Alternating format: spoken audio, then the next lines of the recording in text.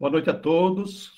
Nós vamos começar hoje um estudo sobre o livro Conflitos Existenciais, de Joana de Ângeles, psicografia de Edivaldo Pereira Franco. São vários temas importantes que nós encontramos na obra.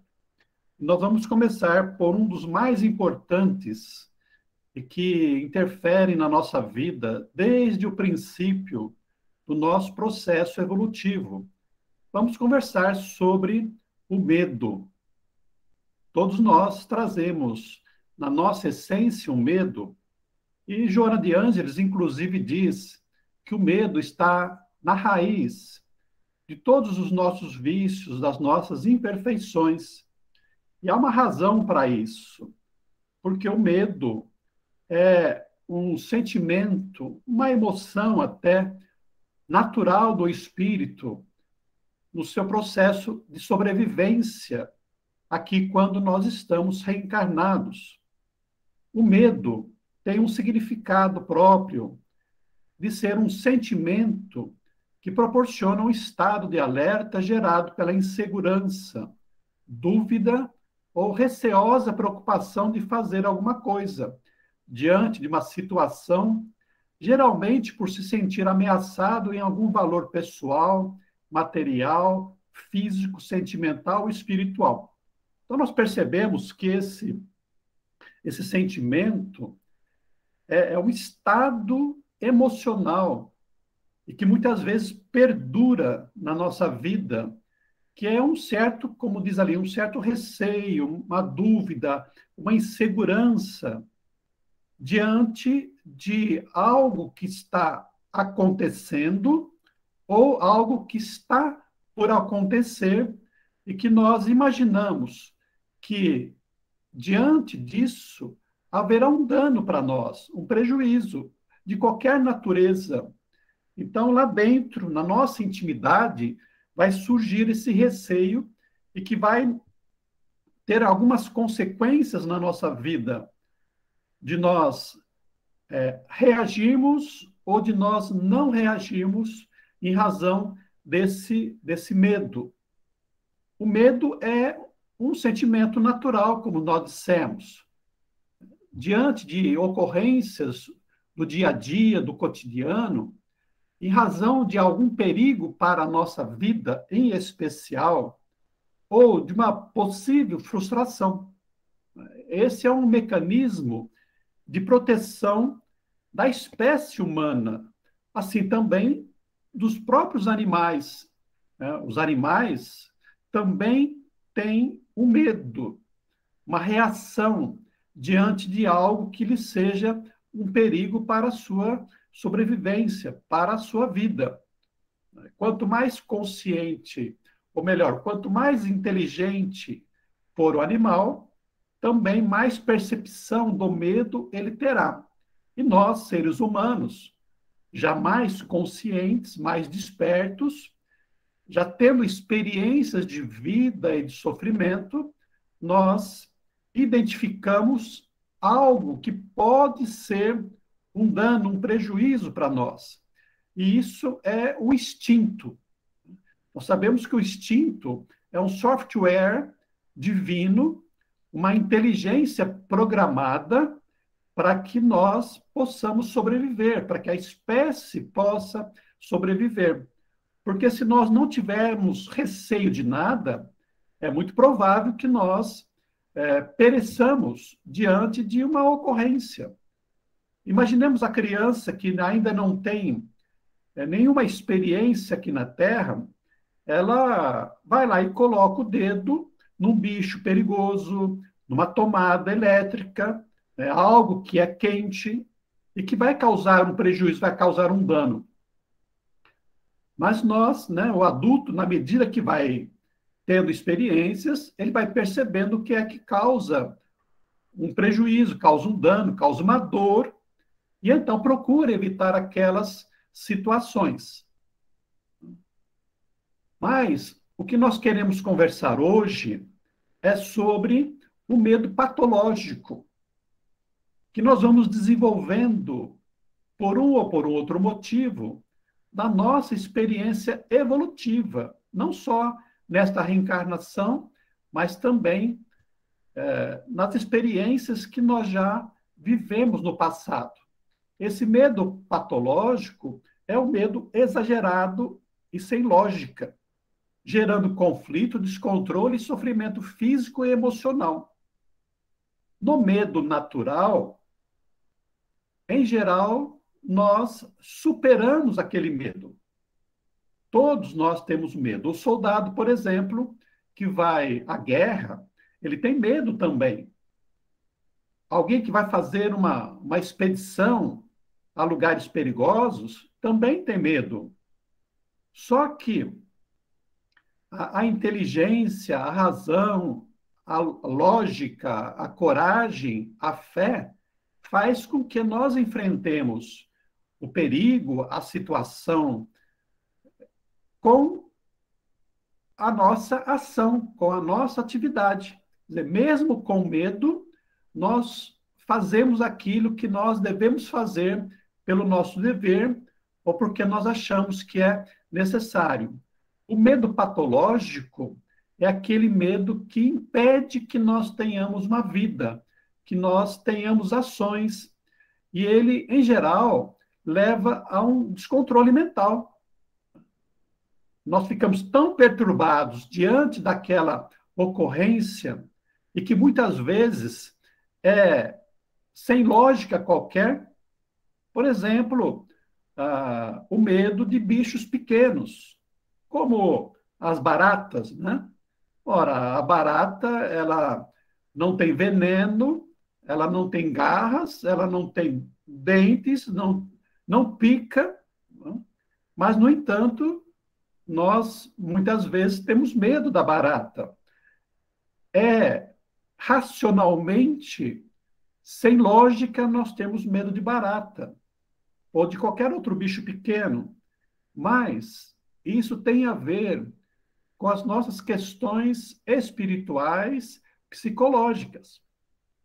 Então, esse medo patológico é que é doentio, né? É que nos impede de ter uma vida mais tranquila, mais pacífica, mais feliz. Há um descontrole, inicialmente psicológico, emocional, que vai naturalmente ter uma repercussão no nosso físico, impedindo as nossas ações e os nossos raciocínios. As causas do medo, elas podem ser profundas ou atuais, próximas. As causas profundas, muitas vezes, têm a ver com a nossa consciência de culpa, por fato desta ou de outras vidas. O medo de errar novamente ou de ser punido. Vamos imaginar, por exemplo, que alguém tenha um medo, um pânico até, de soldados, de policiais, de promotores, de juízes, pessoas que usam fardas. Essa pessoa que tem esse pânico, embora tendo uma vida correta, embora não fazendo nada de errado, pode ter, ou na infância, ou em outras vidas, tido uma experiência que levou a imaginar, diante daquela situação, como, por exemplo, um policial, o medo de que há uma agressão ou uma prisão, por exemplo. Imaginemos alguém que na outra vida foi um criminoso e que passou sem ser punido naquela reencarnação. Aquela culpa depois que foi introjetada, aquele medo de ser preso, de ser punido pelo crime que ele cometeu, mas não veio à tona, pode ser trazido para esta vida.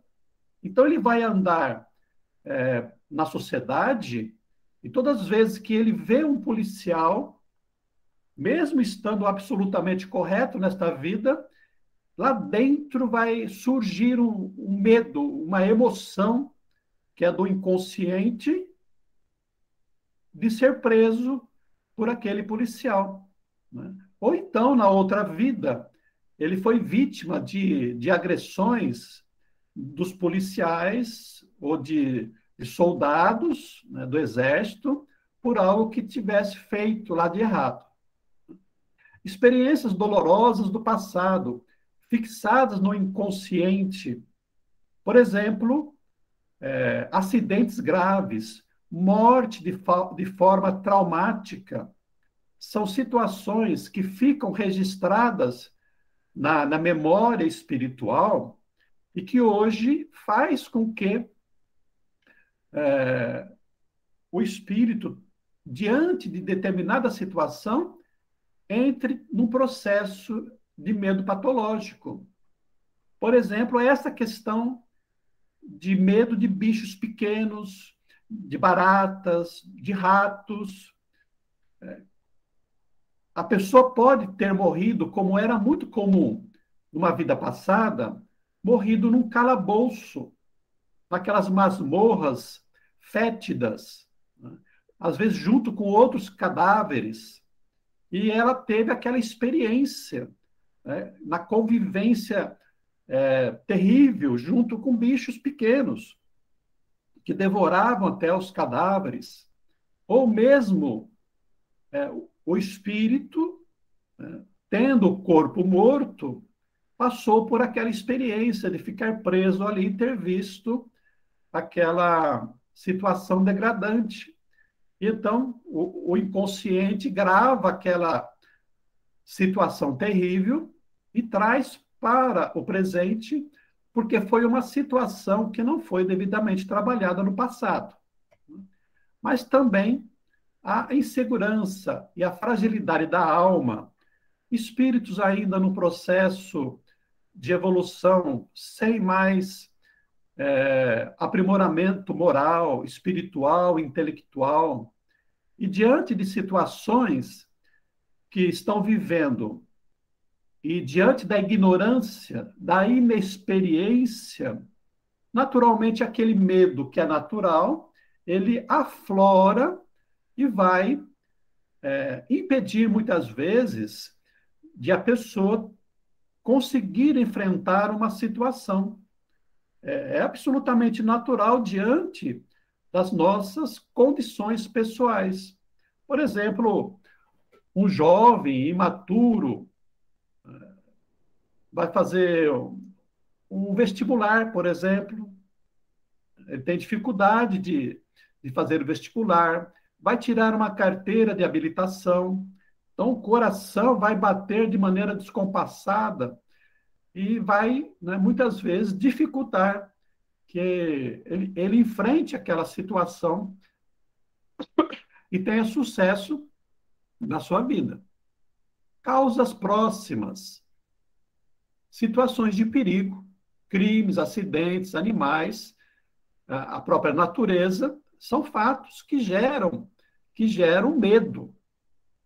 E é natural isso. E que acabam gerando traumas, gerando um medo instalado que vai impedir, muitas vezes, de enfrentar uma situação que vai provocar a outra situação igual à dor que passou anteriormente.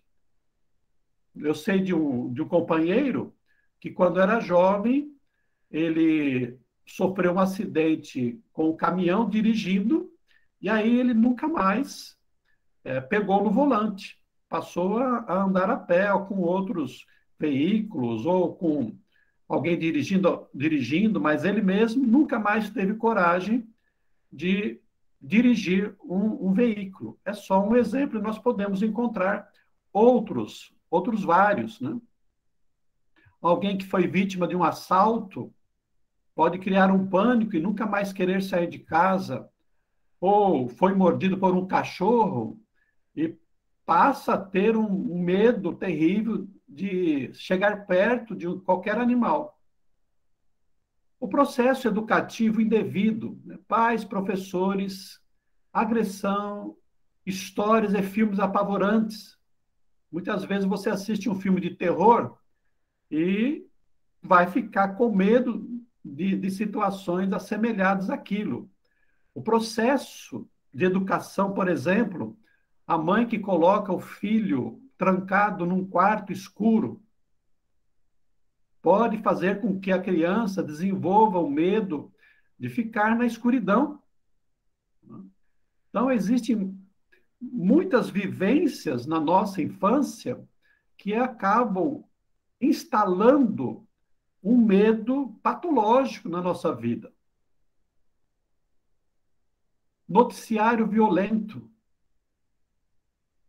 Hoje nós temos aí as mídias sociais, temos a televisão, a internet, divulgando, inclusive com a ajuda das câmeras de segurança instaladas na cidade, nas casas, mostrando atitudes agressivas, violentas, mortes, acidentes, né? E quando nós temos uma mente ainda mais frágil, instala-se o pânico e, às vezes, a pessoa nem quer mais sair de casa. Né? Ou então, começa a desenvolver certas condutas que são decorrentes desse medo exagerado. Por exemplo, trancar a casa, colocar grades, colocar câmeras, colocar alarmes, contratar segurança, contratar carros blindados, né? Vira uma paranoia, vira um medo exagerado. A expectativa pela espera do desejado e diante do futuro. Isso chama-se ansiedade. A ansiedade é uma espécie de medo também.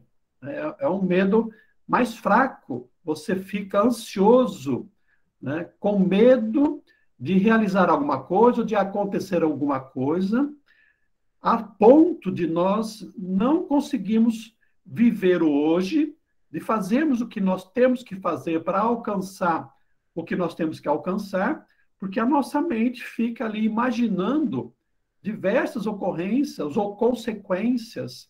E se eu não passar no vestibular, ou se eu não conseguir um emprego, ou se eu for conversar com a namorada, com a mulher amada, e ela não quiser ou não gostar de mim, como é que fica? Então, a ansiedade decorrente do medo é uma patologia que nós estamos vivenciando hoje mundial e que atinge uma grande quantidade de pessoas.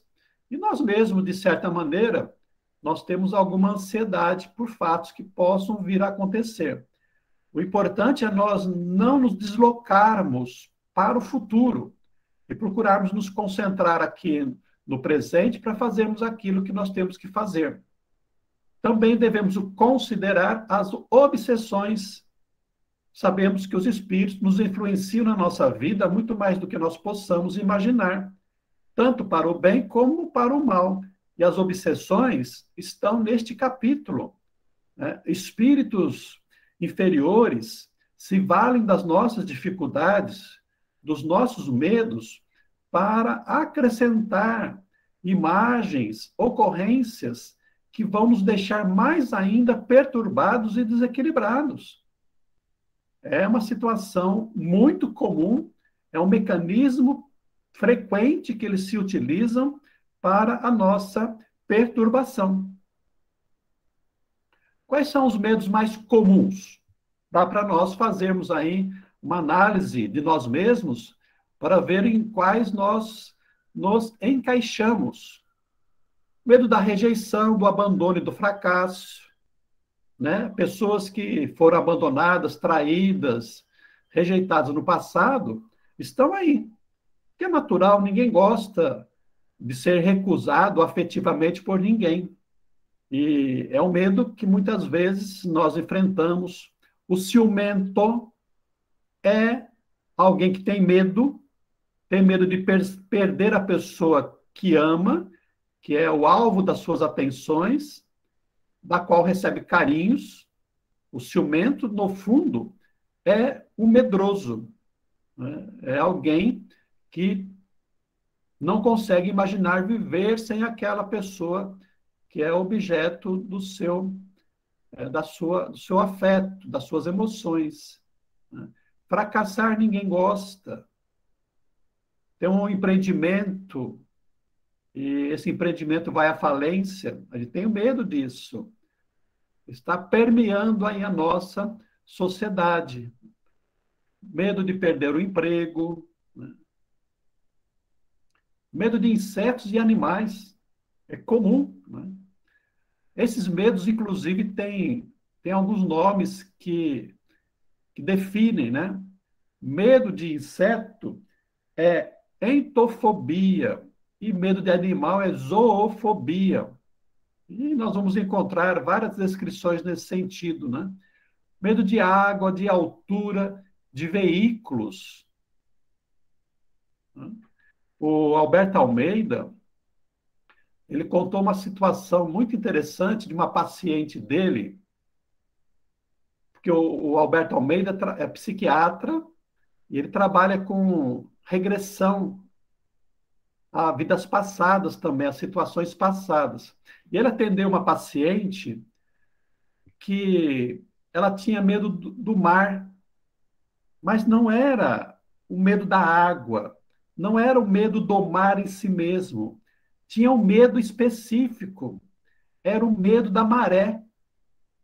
Sempre que ela percebia que a água do mar estava se aproximando da areia, da praia, batia um descontrole emocional dela e era um medo interno ali que ela não sabia explicar.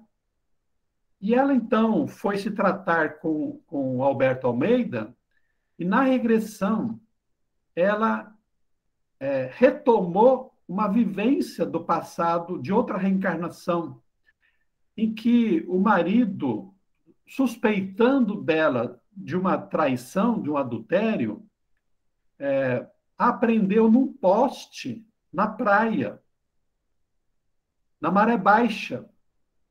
E quando a maré alta começou a se aproximar, ela via a água vindo ao encontro dela e subindo e a afogou. Ela morreu afogada pela maré alta. E aquilo ficou no seu inconsciente, trazendo na forma de trauma, de medo, pânico para a vida presente. Então, vejamos como diversas situações que nós sentimos medo nesta vida, que passam inexplicados, mas que têm relação com o nosso passado. Medo da pobreza, medo de passar fome. Há pessoas usurárias que guardam, acumulam, e não se sabe explicar por quê. Porque tem dinheiro. Né? Há pessoas que têm dinheiro e têm uma vida miserável, não gastam dinheiro nem para o gozar de prazeres. São muitas vezes pessoas que foram pobres, miseráveis em vidas passadas, ou até tiveram uma infância difícil e que agora tem medo de ficar pobre.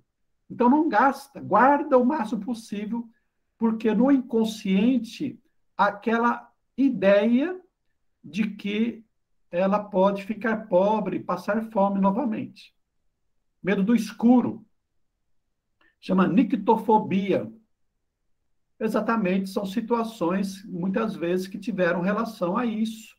Né? Como a criança que foi presa em lugar escuro, o adulto de outra vida, da solidão, da multidão. Chama agorafobia, medo da multidão, de ficar em lugar público, é agorafobia. Dos relacionamentos, nós temos, por exemplo, aqueles tímidos exagerados, que não consegue conversar com uma mulher, que nem quando pensa em conversar com ela, já começa a tremer, a transpirar. Muitas vezes são espíritos, homens, que em outras vidas foram estupradores e que agora, no mecanismo emocional, psicológico de autoproteção, porque sabe que abusaram em vidas passadas, hoje procuram se guardar, né? Se restringir, porque não querem mais cometer os mesmos delitos de vida passada. É uma questão de público, é uma questão de proteção e de culpa. Medo de falar em público chama glossofobia. Medo do desconhecido,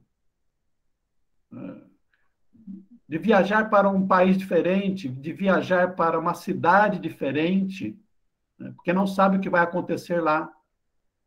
Medo de espíritos e do sobrenatural. É interessante que há espíritas que têm medo do espírito, do que há do além, depois da morte, né? E pessoas que têm medo da doença e medo da morte. Eu conheço um companheiro espírita que ele admitiu para mim que quando no centro espírita nós falávamos de morte, o coração dele começava a palpitar e dava algo estranho. A mão dele transpirava, sem que ele soubesse explicar, porque ele já sabia das questões da morte, da imortalidade, mas com certeza tem a ver com ocorrências de vidas passadas. Disfarces do medo. O medo estaria na base de quase todos os conflitos emocionais humanos, dentre eles ciúme, apego. Apego às coisas é medo de perder. Medo às pessoas é medo de perder.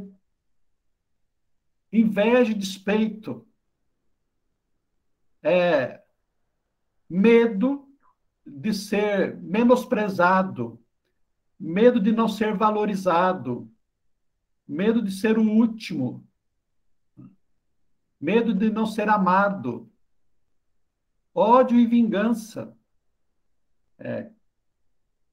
Como eu tenho medo de ser atacado, como eu tenho medo de ser prejudicado, como tenho medo de ser menosprezado também, eu, sendo portador de uma personalidade mais agressiva, eu ataco aquele que pode me destruir. A guerra entre os povos é mais ou menos isso, porque ninguém quer a guerra. A guerra traz prejuízo financeiro, a guerra traz prejuízo de pessoas, de população. Mas qual é a razão da guerra?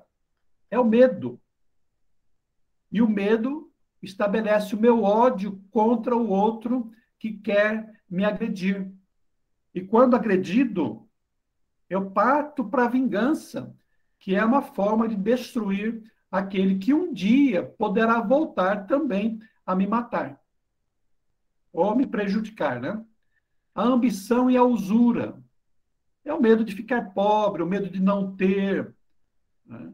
Faz com que eu trabalhe, trabalhe, trabalhe, compre, compre, compre, mas por trás disso está realmente o medo de não ter, de passar necessidades. Quais são as reações do medo? Reações orgânicas. O estímulo pela ameaça chega inicialmente à amígdala, no cérebro, que avalia o perigo. Depois eu vou mostrar aqui um quadrinho que vocês vão entender melhor. A amígdala é um órgão, uma glândula que nós temos no meio do cérebro. Essa amígdala vai levar o corpo a produzir adrenalina e cortisol, lá na glândula suprarrenal. Então, a adrenalina e o cortisol vão nos colocar em estado de alerta diante de um possível perigo, porque a adrenalina vai fazer com que o coração bata mais acelerado, mandando sangue para as extremidades, para as pernas, para os braços, para as mãos. Por quê? Porque ou eu vou enfrentar o meu inimigo, ou pernas para que te quero, vou sair correndo. Não é? É por isso que há a produção da adrenalina. Então, aqui nós temos um quadrinho. Diante de, por exemplo, uma aranha, esse sinal, essa informação visual, ou mesmo olfativa ou mesmo sonora, essa informação vai para o tálamo. Tálamo é um detector de informações no cérebro, é uma região do cérebro. Primeiramente, essa informação segue um caminho mais rápido, aqui chamado de caminho baixo. A informação vai diretamente para a amígdala, que é o órgão das emoções. Então, as informações das nossas experiências passadas ficam registradas num departamento de emoções, que é para eu ter uma reação imediata. Então, quando eu olho por uma aranha, e essa experiência já está registrada no espírito, na mente, eu imediatamente tenho uma reação, que é pular fora, que é fugir ou matar. E eu não vou nem pensar se é uma aranha venenosa ou não, porque se for uma aranha venenosa, eu não vou ter tempo de pensar e ela vai me atacar. Então, essa reação primeira e emocional é justamente para que eu consiga fugir de um possível perigo e não morra. Essa informação na amígdala é mandada imediatamente para o hipotálamo, que vai determinar, é uma glândula também, uma região, né, que vai atuar diretamente nas glândulas do nosso organismo, inclusive lá as suprarrenais.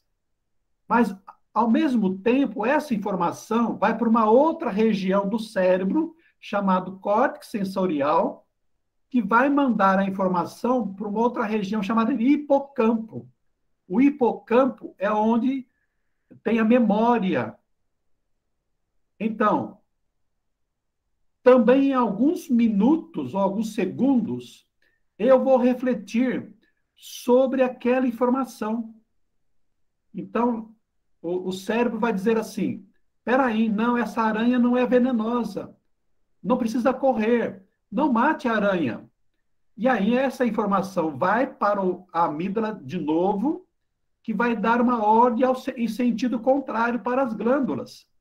Então vai diminuir a adrenalina, vai diminuir o cortisol, e eu vou tranquilizar, né, o coração vai voltar ao normal, o sangue vai voltar ao meu organismo de maneira normal. Esse é o processo que acontece com a informação de um perigo. Então, essa reação orgânica vai produzir batimento cardíaco diferenciado, pernas trêmulas e mão seca, muitas vezes, né? Ou sudorese, palidez, náuseas e desmaio, dependendo de cada um, dependendo da reação que cada um tem diante de um perigo e quanto aquilo lhe impressiona. Mas também nós temos as reações psicológicas: ansiedade, imaginação atormentada, pensamentos confusos, instabilidade emocional. Por quê? Porque o pânico, né, faz produzir todas aquelas alterações e o cérebro não consegue raciocinar de maneira justa, adequada, diante do perigo que se apresenta. Só para a gente perceber aqui como que nós precisamos estar trabalhando a questão do medo nas nossas vidas. Quais são as complicações mais graves aí? Fobias, quer dizer, surge o medo leva a uma fobia, que é um medo instalado psicologicamente, mentalmente registrado, e que vai nos acompanhar na nossa vida se nós não trabalharmos. Então, nós podemos ter uma vida complicada exatamente por causa desse medo.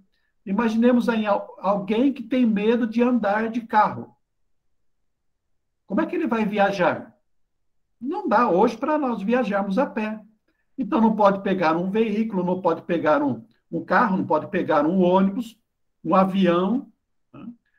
Se eu tenho medo de avião, eu posso viver sem avião. Vou de carro, quando dá. Em outras situações, não é possível. isolamento do convívio, porque dependendo do meio que eu tenho, eu vou me restringindo cada vez mais, limitando a minha saída de casa, por exemplo. Nós vamos ver que o pânico faz isso. Quem tem a agorafobia, que é o medo da multidão, não vai em festas que tem muita gente, shows. Fica muito mais difícil conviver, né? Pensamentos pessimistas, por quê? Porque sempre acha que é algo de ruim, de negativo, vai acontecer. De um perigo a qualquer momento para lhe matar, para lhe agredir. Síndrome do pânico. Uma doença, né? Síndrome é uma forma de nós entendermos, mas é uma doença também. Porque tem várias circunstâncias, várias consequências quando nós temos o pânico. A, a pior situação do pânico é quando nós vamos, né, introjetando a nossa vida, nós vamos voltando cada vez mais para o isolamento, a ponto de nós não sairmos mais de casa. E algumas pessoas ficam por anos em casa. Conversei com um companheiro que tinha esse problema, o que gera também transtornos depressivos, que é porque você não tem mais uma vida normal. E porque eu não posso ter prazer, eu entro em tristeza, e na tristeza eu vou para a depressão. Quando pode acontecer de chegar até mesmo a um suicídio. Qual é a terapia para isso? Nós vamos apresentar aqui algumas sugestões que as pessoas precisam, pode se utilizar para trabalhar, né? A sujeição ao medo e seu enfrentamento varia conforme a constituição emocional do indivíduo, impossibilitando comparações. Por exemplo, nós não podemos menosprezar, caçoar de alguém que tem medo de barata. Para ela, é uma situação importante, é algo que lhe causa medo, que tem uma causa e que lhe faz sofrer. Então, nós não podemos desprezar o sofrimento, a dor e o medo das outras pessoas. O primeiro passo para nós trabalharmos a terapia é ter consciência de que eu tenho medo. Não, eu tenho medo de andar de avião. Eu tenho medo de tomar remédio. É o autoconhecimento. Eu preciso me analisar, identificar o medo e saber que é uma realidade. Para depois eu verificar como é que eu vou trabalhar com isso. O medo deve ser identificado e enfrentado o mais breve possível, evitando-se permanecer no sofrimento longamente. Porque, como eu disse, o medo me impede de ter uma vida natural, uma vida social, e até mesmo não saindo de casa, não ter relacionamento com outras pessoas. Obviamente, isso é motivo de sofrimento, não só porque eu não vou desfrutar da convivência com o próximo, mas também eu vou deixar de aprender e ter experiências. E sofrendo, né, isso vai se prolongar no tempo, de tal maneira que quanto mais depressa eu enfrentar o meu medo, eu trabalhar o meu medo, mais depressa eu vou me libertar e vou ser feliz. É preferível viver a experiência e suas consequências eventualmente desagradáveis, que são naturais, do que a incerteza de como seria tal realização. Então, por exemplo, se eu estou apaixonado por uma menina, o que é melhor? Eu passar longo tempo sofrendo com aquele sentimento, ou ir lá, conversar com a pessoa e receber um não, e ter aquele sofrimento, que às vezes é um sofrimento, aquele minuto, de uma semana, de um mês, enquanto eu trabalho a minha frustração, do que eu passar tempo, anos, sofrendo naquele sentimento não realizado. Então, o sofrimento que eu experimento por não enfrentar o meu medo é muito maior do que eventual consequência daquele medo que eu, pelas minhas próprias dificuldades, eu estou enfrentando. Então, se eu desejo experimentar a felicidade, o prazer de uma situação da qual eu tenho medo, se eu tiver a consciência de que eu continuo sofrendo muito mais do que ter a própria experiência, já é um motivo que me estimula a enfrentar. A percepção de que o medo não evitará os possíveis transtornos ou conflitos que ocorrerão. Muitas vezes, o medo que eu tenho, ele não evitará eu passar por uma situação dolorosa decorrente daquele medo. Aquela história, né? O homem tinha tanto medo de andar de avião que morreu quando o avião caiu na casa dele. Então, às vezes, nós tentamos nos furtar de uma situação que nos causa medo, mas a vida vai nos levar a ter aquela experiência dolorosa. Quando não for possível a erradicação do medo, promover a administração psicológica e emocional. Então, às vezes o medo está tão incrustado na nossa memória, na nossa mente, que nós não conseguimos, nesta vida, superá-lo, mesmo com terapia, né? Por exemplo, a questão da morte, né? É difícil você trabalhar essa ansiedade, esse pânico da morte, porque muitas vezes o terapeuta, nós não sabemos detectar a causa disso e muitas vezes tirar lá das nossas emoções essa ocorrência. Mas nós podemos, de alguma maneira, viver procurando evitar situações que se mostrem parecer que nós vamos morrer. Aí cada um vai tentar entender o que lhe causa esse pânico, esse medo, né? Auxílio de terapia psicológica ou medicamentosa. O psicólogo, o psiquiatra, alguns terapeutas, e mesmo medicamentos, muitas vezes são providências importantes para nós vencermos o nosso medo. Há uma necessidade de grandes e contínuos esforços para a vitória. Então é preciso perseverar. Há hoje uma terapia psicológica que se chama de aproximação. Por exemplo, se eu tenho pânico, não saio de casa, os terapeutas me ajudam, por exemplo, a sair do quarto e ir para a sala. Depois da sala, para o quintal. Depois do quintal, para a calçada. Depois da calçada, para um outro quarteirão. É uma terapia de aproximação, que a nossa mente vai se readaptando às condições, né? Hoje, existe a possibilidade de nós utilizarmos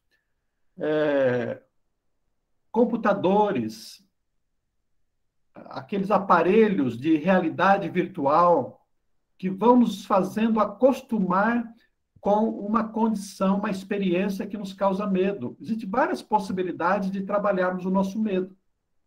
Precaução e vigilância em razão de possíveis recidivas. Então, enquanto estou trabalhando a questão do medo, eu tenho que evitar situações que podem trazer à tona o medo e dificultar o tratamento que eu estou experimentando. Dentro da religião, dentro do espiritismo, nós temos a oração-terapia, a prece-terapia, especialmente quanto ao envolvimento de obsessores, a vivência religiosa, num centro espírita, numa igreja, e a busca, no nosso caso, do socorro espiritual, porque os amigos espirituais estão sempre em condições de nos ajudar. O desenvolvimento do amor e da compaixão em relação a si próprio e ao próximo. Quanto mais eu me amo, quanto mais eu amo o próximo, Eu compreendo que vencer as minhas dificuldades internas, dentre elas o medo, é importante para a nossa felicidade e para a felicidade do próximo. Algumas sugestões práticas. Deixar sentir o medo. Deixa o medo vir à tona, né?